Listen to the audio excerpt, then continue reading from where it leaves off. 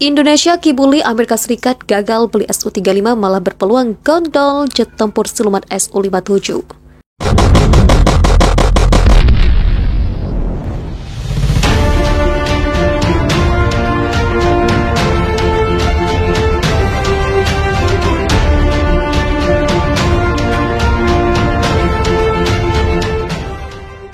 Sanksi kasta dari Amerika Serikat alias AS memang menjadi momok menakutkan bagi Su-35 Indonesia. Indonesia dipastikan saat ini gagal mendapat Su-35 karena ancaman sanksi Amerika Serikat begitu nyata. Padahal Indonesia sudah mengharap kedatangan Su-35 akan mengganti peran F-5 Tiger II buatan Amerika Serikat. Su-35 juga akan jadi unsur air superiority yang selama ini dipegang oleh Su-27, Su-30 TNI AU. Hadirnya Su-35 setidaknya akan membendung pengaruh F-35 Australia dan Singapura. Namun nampaknya Amerika Serikat ingin kekuatan udara Indonesia tumpul menghadapi F-35. Tak hilang akal Indonesia lantas membeli Rafale dan F-15 Tegal II.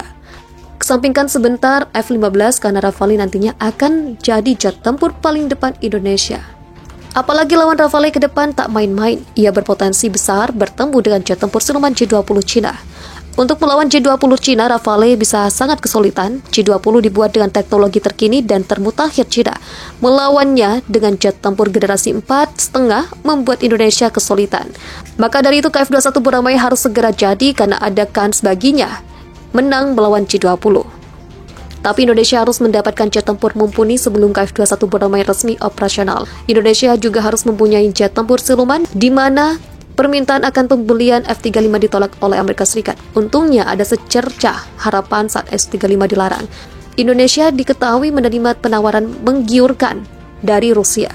Dikutip dari TASS pada Juni 2021 lalu, CEO Rosoboronexport, Alexander Mikhaev melemparkan tawaran ke 5 negara di Asia Tenggara.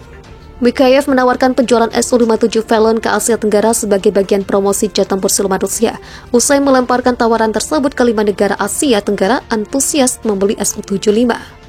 Kami melihat permintaan dan minat Asia Tenggara, 4 atau 5 negara menunjukkan ketertarikan membeli Su-57, ujarnya. Dirinya bahkan memberi bocoran sudah ada negara di Asia Tenggara melakukan negosiasi pembelian Su-57, tapi Mikhaev tak mau menyebut negara mana saja itu. Kami sedang melakukan negosiasi dengan beberapa negara, kami melihat permintaan dan minat, kata Mikhaev. Intinya Rusia akan segera memproses permintaan dari kelima negara tersebut apabila mau membeli Su-57. Dari kelima negara Asia Tenggara tersebut dipastikan salah satunya ialah Indonesia.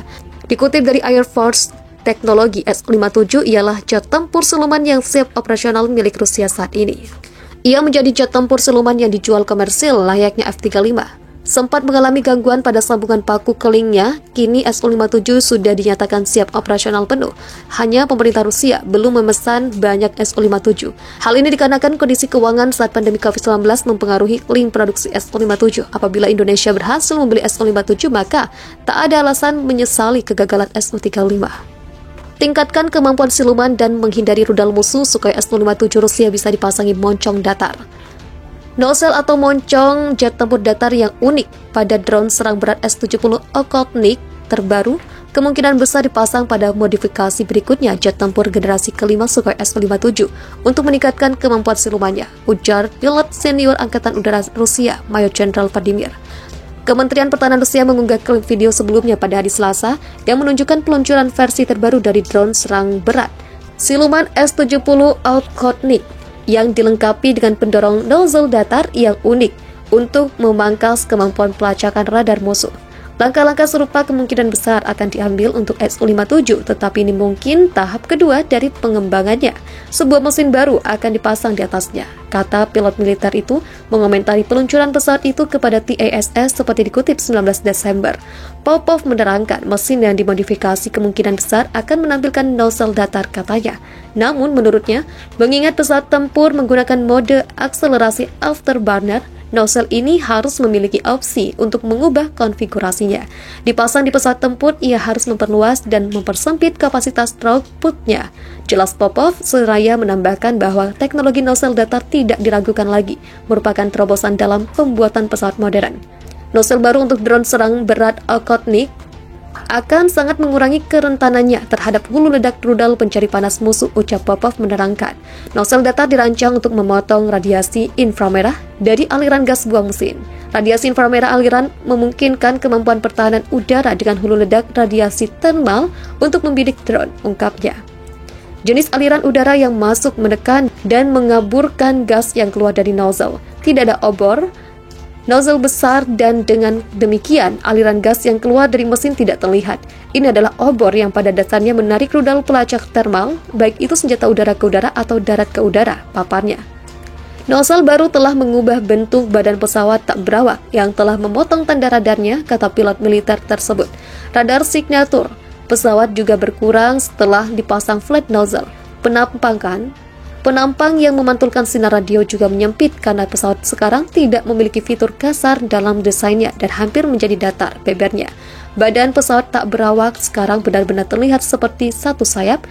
Jika kita mengingat Okhotnik versi pertama, mesinnya jelas menonjol di sana, dan sekarang tidak demikian. Sekarang semua fiturnya halus dan akibatnya penampang telah dipotong dan defleksi pancaran radar telah diperbesar, tukas pilot militer pengalaman ini. Untuk diketahui, Sukhoi Su-57 adalah pesawat tempur multiperan generasi kelima buatan Rusia yang dirancang untuk menghancurkan semua jenis target udara, darat, dan laut. Jet tempur Su-57 mampu mengembangkan kecepatan jelajah supersonik, memiliki persenjataan yang ditempatkan di dalam badan pesawat, dan lapisan penyerap radar yang peralatan radio elektronik on-board yang paling canggih. Angkatan Udara Rusia akan menerima 22 pesawat tempur Su-57 pada akhirnya 2024 dan jumlah mereka akan meningkat menjadi 76 pada tahun 2028. Pesawat tempur Su-57 pertama dikirim ke pasukan Rusia pada tahun 2020. Memudahkan pilot Su-57 punya tingkat otomatisasi yang tinggi dan super canggih. Pilot pesawat tempur tentu bukan sembarang pilot. Pilot pesawat tempur juga bukanlah penerbang pesawat biasa. Ini karena pilot pesawat tempur memang diharuskan untuk melakukan banyak tugas. Namun seiring berjalannya waktu, teknologi dan otomatisasi pesawat merampas tugas pilot sebagian. Pada akhirnya mungkin saja bagi pilot untuk mengendarai pesawat tanpa melakukan tugas karena teknologi yang sudah menggantikannya. Dilansir zonajakarta.com dari laman 1945 Su-57, sistem otomatis yang ada padanya memungkinkan pilot untuk fokus mencari dan menyerang target musuh menggunakan pesawat. Ini artinya pilot tak harus melakukan banyak hal untuk menyerang targetnya sendiri.